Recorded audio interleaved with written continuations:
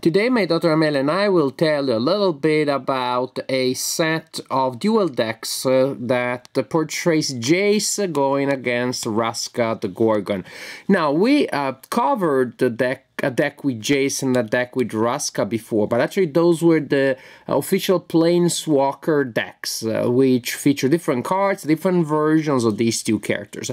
Those decks you buy individually, whereas these two decks that you see here come together as a single set. And the purpose is, of course, that you should be able to use them as a starter set. You buy these two decks, you give one to each player, and you should be able to go. For that to work, of course, the decks also need to be balanced. Are they not? Well, we'll talk about that in the conclusions of this video, in which also my daughter Amelia will join us. For now, I'm just gonna have you have a quick look at the decks so you get a sense of what's in there.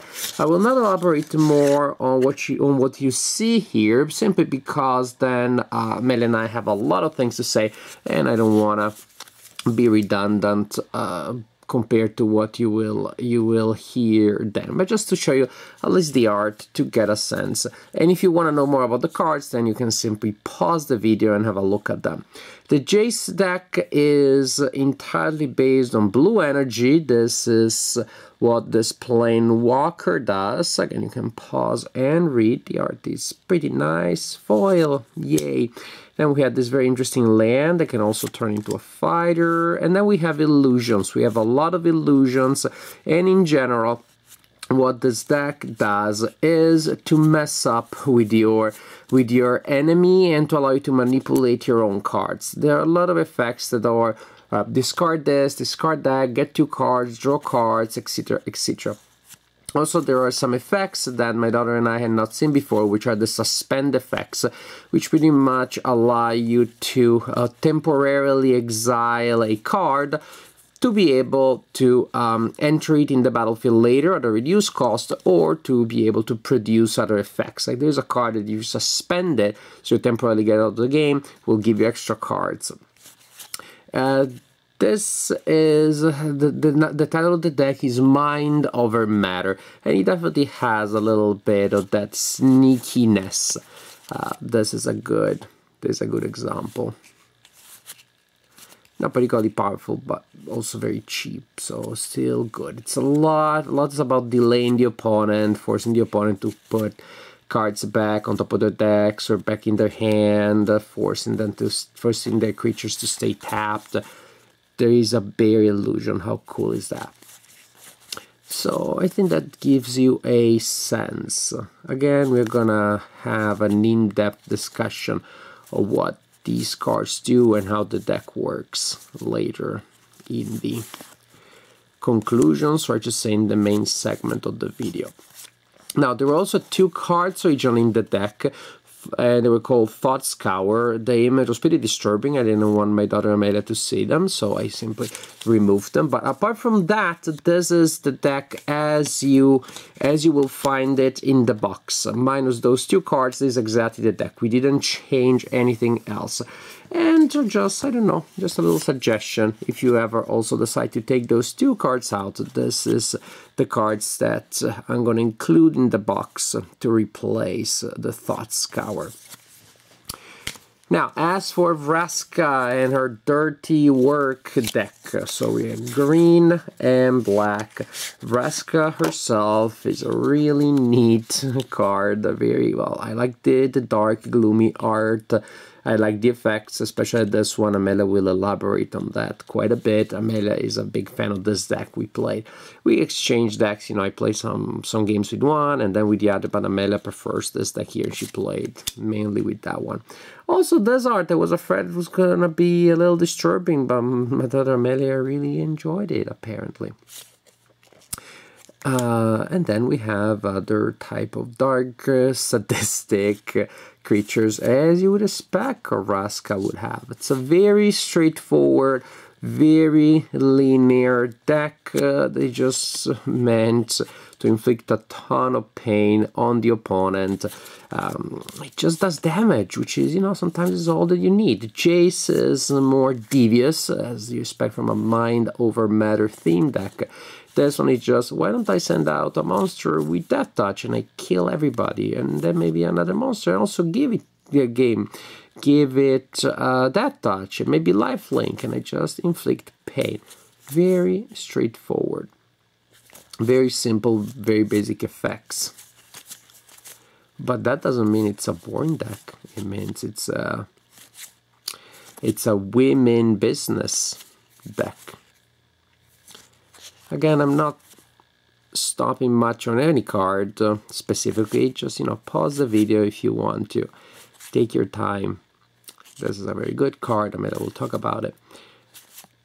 Yeah, these are actually some of Amelia's favorite creatures. This is an incredibly powerful card. It doesn't look like much, but we'll explain to you why it can be very good.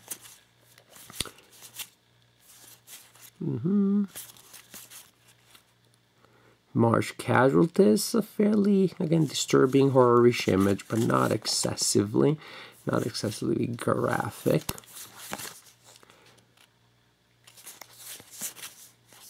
This is the Fungus Beast. When you can't decide between a creature being a wild boar or a bunch of moss, why not both? Human Rogue, looks like a cosplayer. Oh, here it is. Here's the Thought Scour that I thought I had removed forever. What did it? Oh, I think I had the other one. I don't know what it was doing here. I'll put it somewhere else. Nice big beast.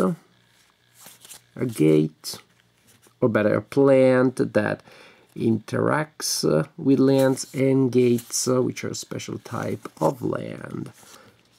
The Hypnotic Cloud. That again does a little bit of what Jace does every day. So, violent attackers type of deck, no nonsense type of deck. Now, for a general assessment of how these two decks play.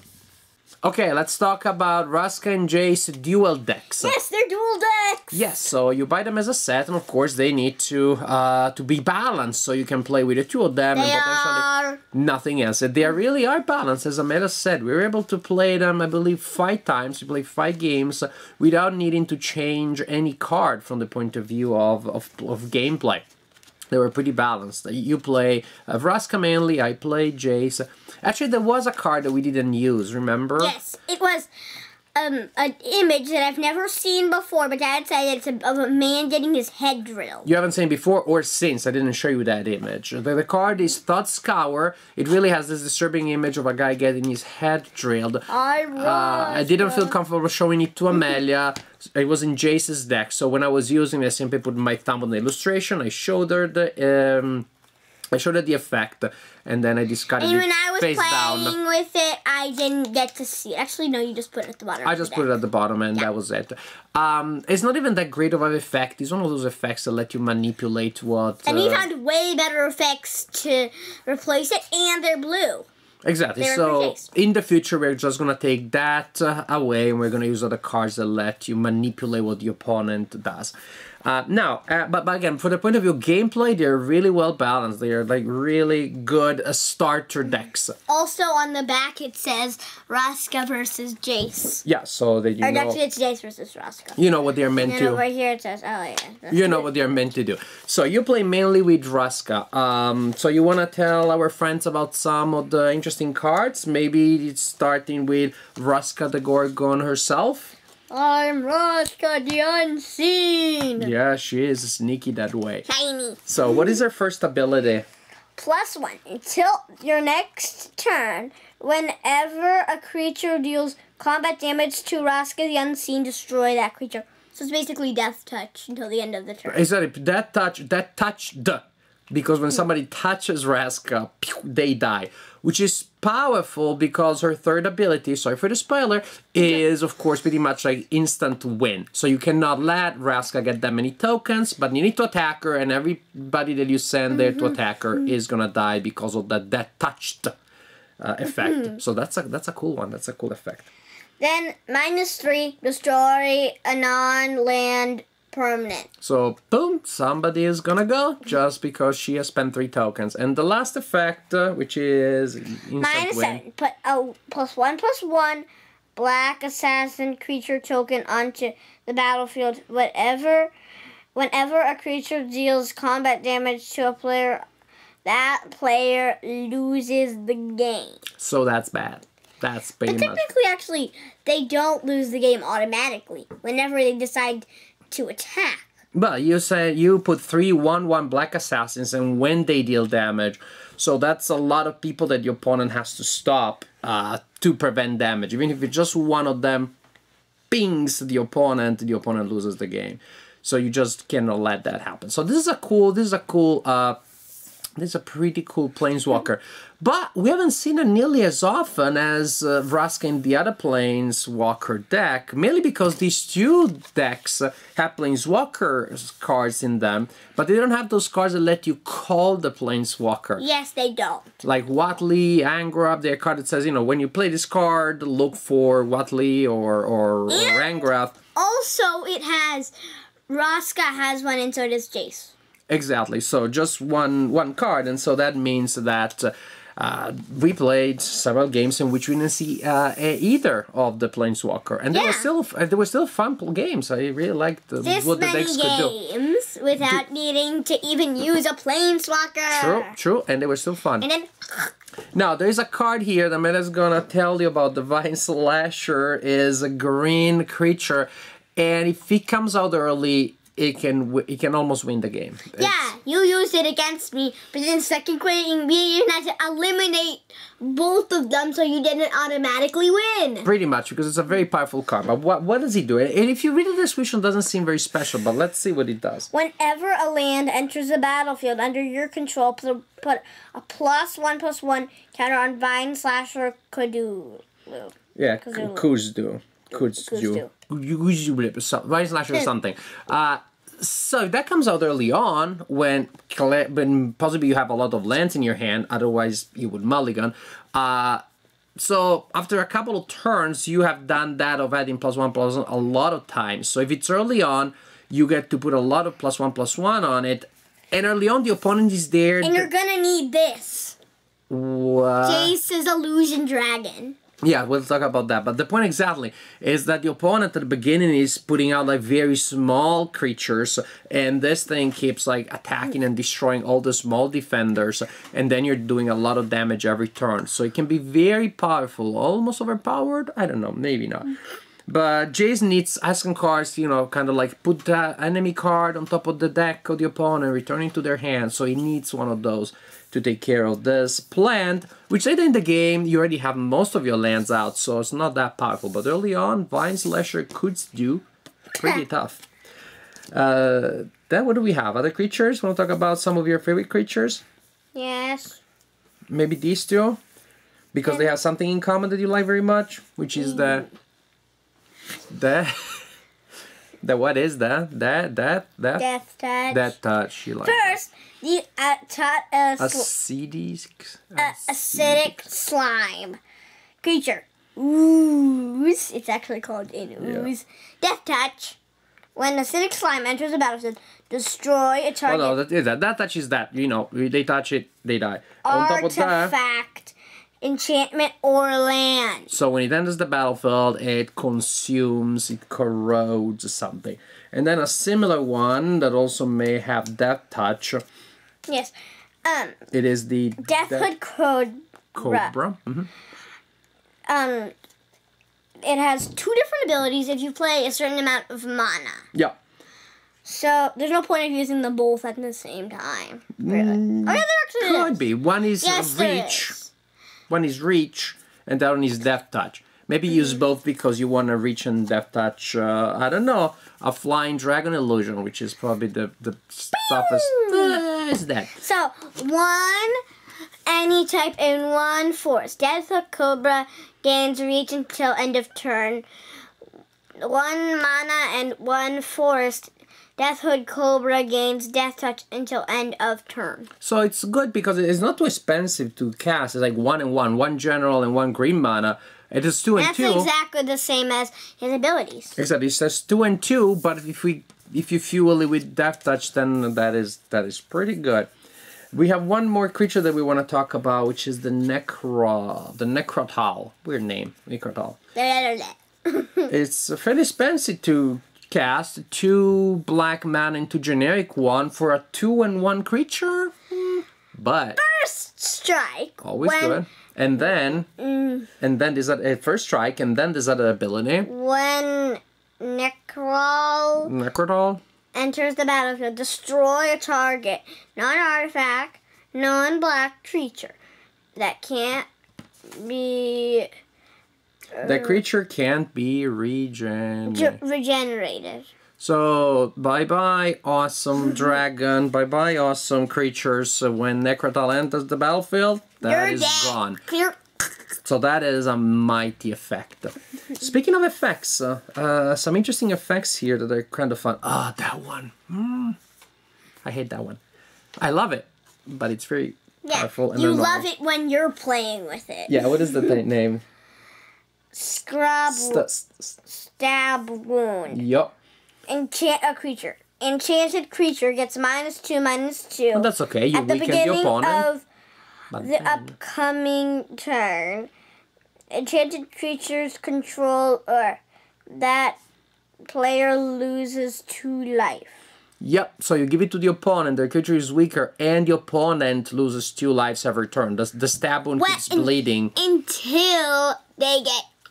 Until the creature is destroyed, or somehow you eliminate the enchantment, you discard it, you return it to the player's hand. But you need to do something, otherwise you're going to bleed 2 points per round, which can be tragic. Yeah. Oh, there's also something tragic here, is the Tragic Slip. And I like that card, if nothing else, because it's the first illustration that I see Magic. One of the few illustrations that I see Magic that doesn't have to do with goblins, which has a comedy aspect. Those with comedy, goblins sometimes are funny. This one that has a funny element. Can I show it to them? It's like almost slapstick. It's a guy that is like tripping and falling in an open grave. I mean, it's supposed to be sad, but it's just somehow like, oopsie, like ridiculous. Target creature gets -1/-1 until end of turn. But that creature is -13/-13 until end of turn if a creature died this turn. So, kill somebody, then play that one, and the other person gets slipped into a tragic open grave and gets -13/-13. That ability, there's an ability, maybe we can skip a little bit for reasons of time, just tell them, it allows you to, it's the Treasure Find, it simply lets you return a card. From your graveyard to your hand. So in case Vraska died or something. Yeah. And then a land that is really, and then we have a fun land, a really fun land. Real fun. Rogue's Passage. Yep. Add 1 mana to your pool so you can attack like in regular mana, but then tap 4 other lands. And itself. 4 and itself. Target creature can't be blocked this turn. Always so it's good. Basically like it just got flying and Reach still can't stop. Yeah, even better than flying, because flying you can stop it with flyers, with reachers, can be blocked. You just punch and that's it. So it's a fun deck. This Vraska deck is very thematic. You have these like sick diseases, people that look like they are poisoned because they death touch people. Vraska's ability is really cool. They are very destructive. They keep destroying everybody. It's very intuitive also. Here's a monster upload and the monster kills somebody. In fact, if you have a young gamer of the 2 decks, I think the Vraska deck is the most intuitive. It's very straightforward, very direct, and pretty lethal. The Jace deck is a little trickier because it has some heavy hitters. Okay, we showed it several times. We can maybe just as well show it again. It's just a flyer with 5 and 5. 5 and 5. It is a little fragile. Sorry, did Jace fall? Yeah, Jace fell. The Tragic Slip. Jace fell from the table. So, it's pretty brittle because it is sacrificed if it becomes the target of a spell or ability. But 5 and 5 flyer, this is a heavy hitter. It's just that Vraska has more people like that. Can you find it? Yep, I found it. Luckily enough, if this powerful dragon dies, maybe you can use the Body Double. This is a shapeshifter that when it enters the battlefield can copy a creature in a graveyard, so not necessarily yours, and that is pretty cool. So these are two powerful. And 0 because it copies. Because it copies, it gets whatever it gets. Speaking of people that don't have very good numbers at the beginning, we have with Illusion here that has asterisks and asterisks. It's a flyer, the Krovikan Mist. And power and toughness are equal to the number of illusions in the battlefield. So if it was like this, it would be 2. Yeah. This is another illusion. And the dragon is an illusion. So there's a bear illusion. How cool is that? A bear illusion. Yeah, I found it once in a card, but then I had to mulligan. So a lot of neat... It's only actually, you only need one islands to cast it. The Krovikan Mist, well, you need, one island and one generic, but it's not much, but it really is better if you use it a little later when you have a bunch of illusions. Then it's a flyer with 3/3 or 4/4, so that is neat. Ooh, speaking of another illusion, the Dream Stalker, it's a little bit of a weird image, I'm not a fan. It's so cute, though. I'm glad you like him. You return a permanent you control to its owner's hand. Like, why would I do that? Because you have several other cards here that have abilities that trigger when they enter the battlefield. So say I'm playing a wizard that has an ability when he enters the battlefield. Then I play this guy, the wizard comes back in my hand, I play next turn, I can use that ability again. So this guy lets you trigger enter the battlefield type of abilities. And in a certain sense, there are a lot of these cards in Jace's deck that do similar things. Pretty much manipulate where cards are. Discard a card, the opponent discards a card, you get extra cards, you get a card from the top, look at some of these cards, some go to the bottom, some go in your hand. So it's a little bit trickier. It's a trickier deck for 2 reasons. One, synergies. You have creatures that are not very powerful per se, but they are powerful when you pair them with other. And the other element of complexity is this chaining effects. So you do an effect to trigger another effect that triggers another effect, etc., etc. I'm a walking land. I'm a walking land and I punch people. Yeah, he does. That's how we describe the Dread Statuary, which is my favorite land. I'm a land, you walk over me. Punch. I'm a land. That's exactly it. It's just a land, laying down, just a statue, don't mind me. And then if you tap 4 lands, or produce 4 points of mana anyways, becomes a 4/2 golem artifact that goes out and destroys people, and then comes back to being a land. So this is a fun... This is not just... I think we got the point. So it's not just that this is a powerful card, it's a fun one. No, I think with the also, this one is 1 in 5. 1 in 5, when we kept playing against it, he kept like being nothing happens because he uses this one to block, like nothing would happen. Yeah, he doesn't punch very hard, but he's a good defender. I would say there are several creatures in Jace's deck that are like that. They're good defenders. They have a good defense, very weak attack power. You need to combine different effects to get that. Also, I just noted, I just forgot. Okay, that's fine. It happens to me all the time. Last but not least, Jace, the Architect of Thought. And ooh, foil. And he's not all that powerful. Actually, there was a time where I remembered. Where they have an effect that let me draw 2 cards and I could choose, and one was the Dread Statuary and one was Jace. I chose the Statuary and I put Jace at the bottom. It's okay. We never saw him again that game. Yeah, he's okay, but +1 when you add a token until your next turn. Whenever a creature that an opponent controls attacks, gets -1/0. It's not bad, but not nearly as cool as Vraska that kills anybody who touches her. -2. Okay, we got it. You're cosplaying, you're role-playing the Dread Statuary.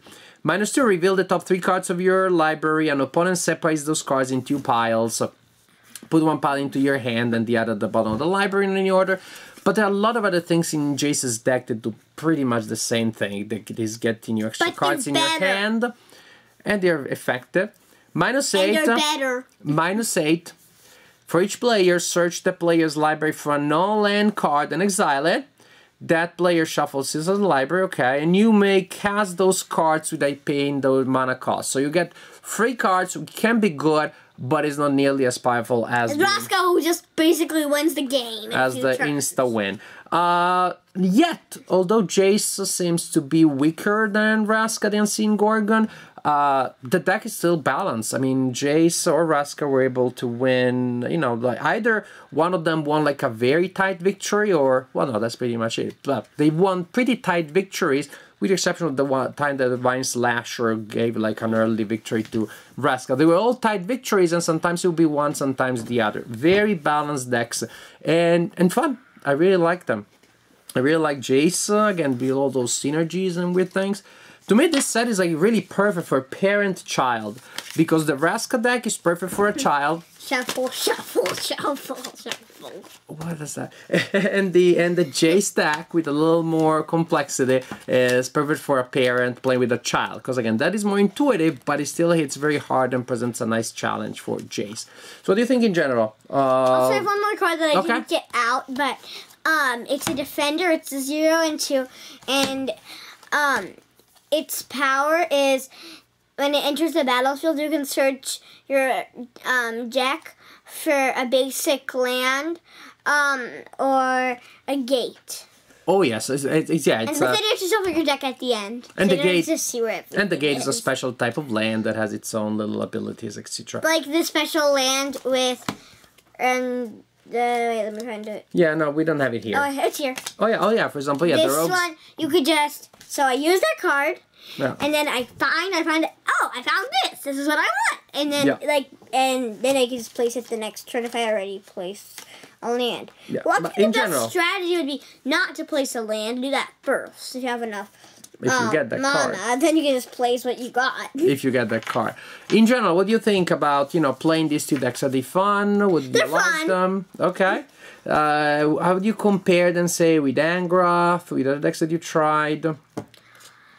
Well, I had an idea that you can play where you take out the Planeswalkers and you try the deck without them. I bet it would still work because we've played games without the Planeswalkers and it was still a pretty high victory. Yeah.